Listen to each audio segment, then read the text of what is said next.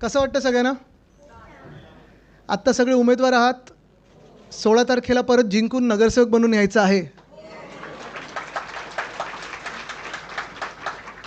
मला वाटतं एक छान समीकरण आपलं जुळलेलं आहे.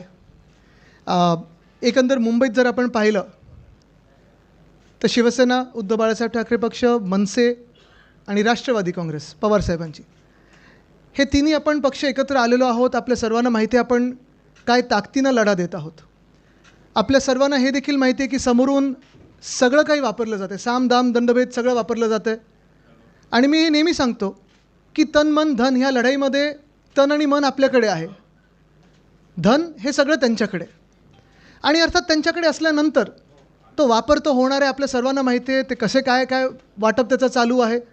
मग कुठे ताटं वाटत आहेत, कुठे वाट्या देत आहेत, कुठे काय पैसे देत आहेत, हे सगळं चालू राहणार.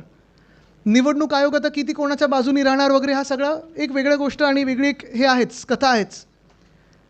अनेक ठिकाणी आपल्या उमेदवारांना फोन देखील येत आहेत, धमक्या देखील येत आहेत की तुम्ही विड्रॉ व्हा, नाहीतर असं करू, नाहीतर तसं करू, नाहीतर. आणि हे फक्त मुंबईत नाही तर अनेक शहरांमध्ये होते. काल आपले नेते अंबादास दानवेजींनी देखील काही गोष्टी ट्विट करून सांगितलेल्या आहेत. पण हे सगळं होत असताना जसं उद्धवसाहेब आणि राजसाहेब यांची चर्चा सुरू असते, अनेकदा ते आत्ता तर दररोज अर्थात बोलतच आहेत की आपण एकत्र आलो आहोत ते एकत्र राहण्यासाठी आलो आहोत आणि निवडणूक आपण लढत आहोत ते जिंकण्यासाठी लढत आहोत, मुंबई वाचवण्यासाठी लढत आहोत. जे मोठे विषय आहेत, हिंदुत्व असेल, मराठी असेल, मुंबईचं मुंबई पण असेल, मुंबईला अदानीकडून वाचवण्याचं असेल, हे सगळं तर ते दोघं हाताळणार आहेतच. पण अमित आणि मी जे दोघं बोलत होतो साधारणपणे की आपलं वचननामा नंतर येईल, कारण तो वचननामा एक त्याला प्रक्रिया आहे, ती निवडणूक आयोगाकडे द्यायला लागते वगैरे, हे सगळं आहे. तुमच्याकडून पण मुद्दे घेतलेत काही काही ठिकाणी, जर नसतील घेतले तर अजूनही मला तुम्ही आम्हा दोघांनाही कोणालाही एक पेपरवर लिहून द्या. ते सुप्रताई बसलेत, ताई तुम्ही जरा सगळ्यांकडून जे महत्त्वाचे मुद्दे आहेत त्याचं संकलन करून घ्या. पण हे सगळं होत असताना मला वाटतं तुम्हाला आत्ता प्रचार फेऱ्या तर अनेक सुरू झाल्या आहेत तुमच्या सगळ्यांच्या. आज सकाळी पण प्रचार फेरी पाहिली मी, अनेक तुमचे कार्यालयाची उद्घाटनं सुरू झालेली आहेत. आणि तुम्ही जेव्हा घरोघरी जाल तेव्हा तुम्हाला प्रश्न तर विचारले जातील, तुम्ही कशासाठी उभे राहताय. अर्थात कशासाठी उभे राहतो आहे, आम्ही मुंबईचं मुंबई पण आहे, मुंबई मराठी माणसाच्या हातात राहिली पाहिजे, मुंबईकर हा कोणासमोर झुकला नाही पाहिजे, दिल्लीसमोर तर झुकलाच नाही पाहिजे, हे तर लढत आहोतच.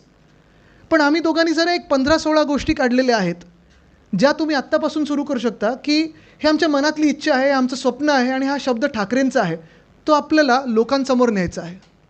त्या 15-16 गोष्टी आहेत त्या मी तुमच्यासमोर करत आहे. हे एक वर्कशॉप समजा, हा वचननामा बिलकुल नाही, वचननामा अजून आपला नीट येणार आहे. पण ह्या वर्कशॉपमध्ये मला जाणून घ्यायचं आहे की हे आपण जे करत आहोत हे शेवटाला मी तुम्हाला विचारणार, हे पटतं आहे का आणि आवडतं आहे का, कारण हे आपल्याला लोकांसमोर न्यायचं आहे. आणि राजेश थोडा खालती उतर ना, मागच्यानं दिसत नाही. हां ठीक आहे. तर हे तुम्हाला लोकांमध्ये न्यायचं आहे आणि जिंकून आल्यानंतर आपले सगळे जे इथे बसलेले आहेत, आपलं बहुमत आल्यानंतर, आपले महापौर बसल्यानंतर आपल्याला ह्या गोष्टी करून दाखवायच्या आहेत. करूया सुरुवात? चालेल, चला मी आपण दोघं करूया. क्लिकरवर आहे काय? हां घे ना, चालू आहे मी. हो नमस्कार. बोलायचं चालू करायच्या आधी मला फक्त तुम्हाला तुमचं अभिनंदन करायचंच आहे. पण मला जे आपले तिकडचे जे आपले सहकारी आहेत त्यांचे आभार मानायचे आहेत. तुम्हाला उमेदवारी मिळालीच आहे, पण मला जे सहकारी आहेत त्यांचे आभार मानायचे आहेत, कारण त्यांनी आपलं कुठचंही कार्यालय फोडलं नाही, कुठचाही AB फॉर्म गिळला नाही, कुठेही शिवीगाळ केली नाही, कुठेही मारामारी केली नाही.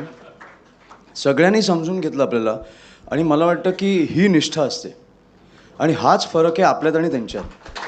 हे मला खरंच तुमचं तर अभिनंदनच, पण मला त्यांचे धन्यवाद मानायचे आहेत. आणि मला वाटतं की आपण सगळ्यांनी त्यांना भेटून त्यांचे धन्यवाद मानले पाहिजेत की ही खरी निष्ठा आत्ताच्या राजकारणात खूप कमी बघायला मिळते. त्याच्यामुळे मला वाटतं की तुमचे अभिनंदनच, पण त्यांचे धन्यवाद. आणि ज्यांनी आपल्याच लोकांनी फॉर्म माघार घेतलेत त्यांनी पण समजूतदारपणे घेतलेला आहे, तर मला वाटतं फार महत्त्वाचं आहे.